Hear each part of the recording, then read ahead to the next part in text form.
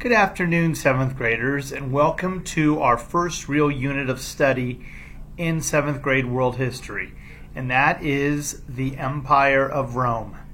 So over the next couple of weeks, we're going to be focusing on how did Rome get its name. There's a great legend that refers to Romulus and Remus, a story of two brothers.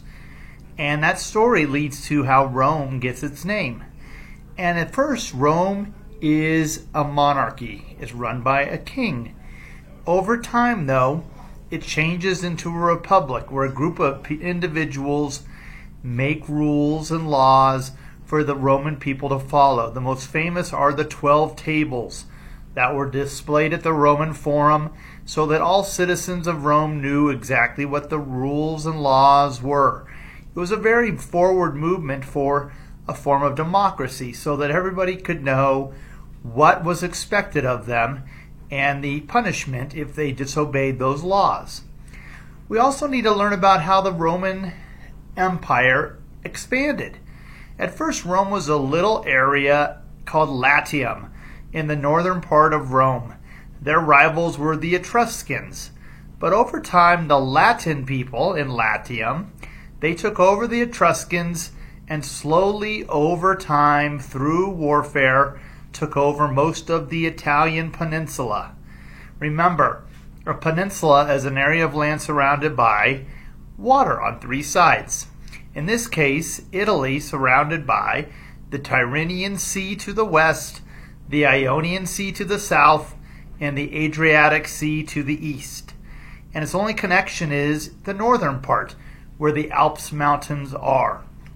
So, it's difficult for the Romans to expand northward because of this huge mountain range. So they decide to fight southward to take over islands like Sicily, like Sardinia and Corsica. And their main rival was a group of people from a place called Carthage, which is in northern Africa, and today is the city of Tunisia. There were amazing battles and wars that occurred between the Carthaginians and the Romans. They were called the Punic Wars. And the Punic Wars were really the battles that led the Romans to go ahead and expand their region into Sicily and into Africa. And so one of the most famous battles was the Battle of Zama, with a man named Hannibal bringing elephants across the Alps into the Italian peninsula. We had also many great battles where the Carthaginians were victorious, but the Romans just continued to attack, and they would finally be victorious. Over time, Rome expanded all the way throughout most of Europe into an area called Gaul, which is France, into Spain, into Britain. And it was there that a lot of the accomplishments of the Roman people spread, like the buildings of roads, like the development of concrete, like the development of the dome.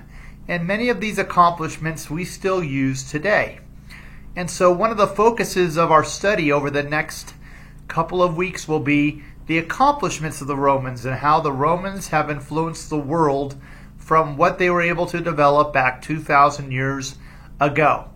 So we start off with the story of Romulus and Remus, then the expansion of Rome through warfare, and then we'll move into when it becomes an empire. After the assassination of Julius Caesar, his adopted nephew, Caesar Augustus, becomes the first emperor, and the Romans become an empire. So that's what we're going to focus on. At last and not least, we'll have to discuss why the Roman Empire fell. It lasted for almost 500 years before it finally was conquered by a group of people called the Goths. And so we have to understand what's the reason why the Roman Empire broke apart. And so that was another part of this study. So we'll be focusing on at the end of this. All right, I will see you this week. Have a great rest of the weekend.